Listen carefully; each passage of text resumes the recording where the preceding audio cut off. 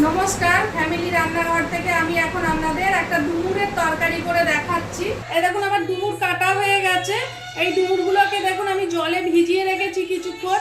এই দেখুন জলটা নিশ্চয়ই বুঝতে পারছেন, দেখুন কি হারে কষ বেরিয়েছে। এই দেখুন আমি এইভাবে আলু কেটে রেখে দিয়েছি। এই যে আমি ডুমুর কাটাটা একটু দেখাচ্ছি আপনাদের। যদি বড় ডুমুর হয়ে থাকে একটু, তাহলে ডুমুরটাকে এইভাবে কাটবেন। এই যে এইভাবে কেটে এই যে ভেতরের বীজগুলো দেখছেন, বীজগুলোকে এই যে এরম করে বীজগুলোকে ফেলে দেবেন। এই যে দেখেছেন, বীজটা ফেলে দিলাম। আর যদি ছোট ডুমুর হয়, ছোট ডুমুর হলে এই যে মোটাটা কেটে দেবেন, এইটা কেটে দেবেন, আর মধ্যিখানটা এই যে, আর কিচ্ছু করতে হবে না। এই যে প্রেসার কুকারে দিয়ে নুন হলুদ দিয়ে আমি ভাপিয়ে নেবো ভালো করে। সেদ্ধ করার পর ওটাকে কিন্তু আমি ভালো করে ধুয়ে নেবো, ভিতরে দানা টানা যেগুলো থাকে সেগুলো বেরিয়ে যাবে। এই দেখুন, দেখেছেন কত দানা ভেতরে, জল দিয়ে ধুলে অটোমেটিক দানা বেরিয়ে। এটায় প্রচুর পরিমাণে আয়রন আছে। গর্ভবতী মায়েদের জন্য এটা খাওয়া খুবই উপকার, মানে প্রতিদিন অল্প করে খাওয়া খুবই প্রয়োজন। দেখুন আমি এতে লবণ দিচ্ছি, দেখুন আমি হলুদ দিচ্ছি। এইবার আমি জল দিয়ে নেব। এটাকে কিন্তু ভাপিয়ে নেওয়ার পরে অন্তত 5 বা 6 বার ভালো করে আমি চটকে ধোবো, তাহলে প্রত্যেকটা দানা যেগুলো আছে ছোটখাটো সমস্ত দানা কিন্তু বেরিয়ে যাবে। দেখুন আগেই দেখিয়েছি ডুমুরটাকে, দেখুন হাফ হলুদ জল নুন জলে ভাপিয়ে রেখে ভালো করে ধুয়ে রেখে দিয়েছি। এইবার আমি কড়াইতে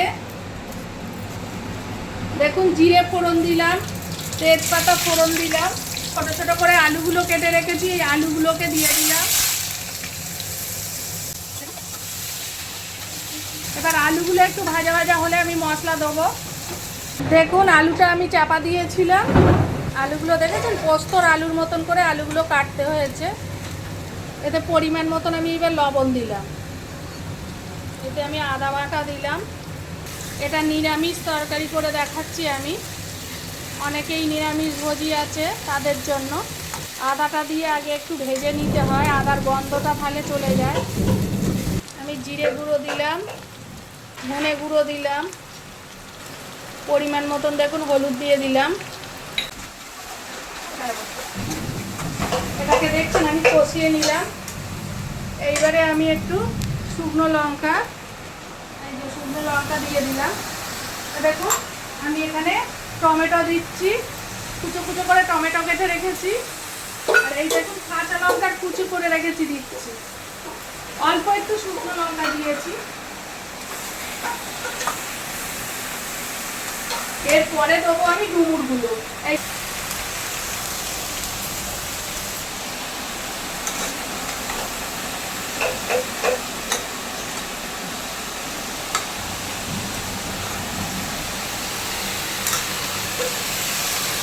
অনেকেই বলে রান্না দেখার বসে বসে মানুষের এখন সময় খুব কম, দেখার সময় নেই।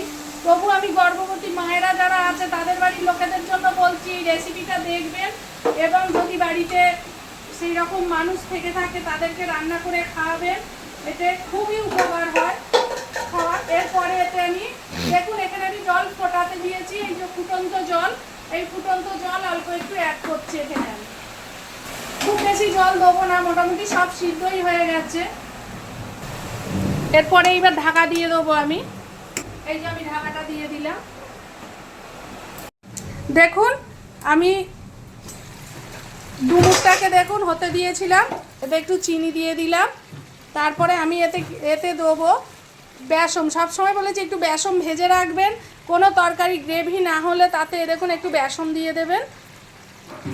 এই দেখুন দিলে জিনিসটা গ্রেভি হয়, দেখতে সুন্দর হয়, খেতেও ভালো লাগে। এই দেখুন আমি একটু ঘি দিয়ে দিলাম। এই দেখুন গরম মশলা বাটা রয়েছে দেখেছেন, এই গরম মশলা বাটাটা আমি গোটা গরম মশলা বাটা দিয়ে দিলাম। পরে একবার খেয়ে দেখবেন কীরকম লাগে তরকারিটা। মাছ মাংস ছেড়ে এই ডুমুরের তরকারিটা আপনাদের খেতে হবে, এত ভালো হয় তরকারি ডুমুরের। যেরকম উপকার সেরকম খেতেও সুন্দর হয়। দেখুন আমার রান্না কমপ্লিট।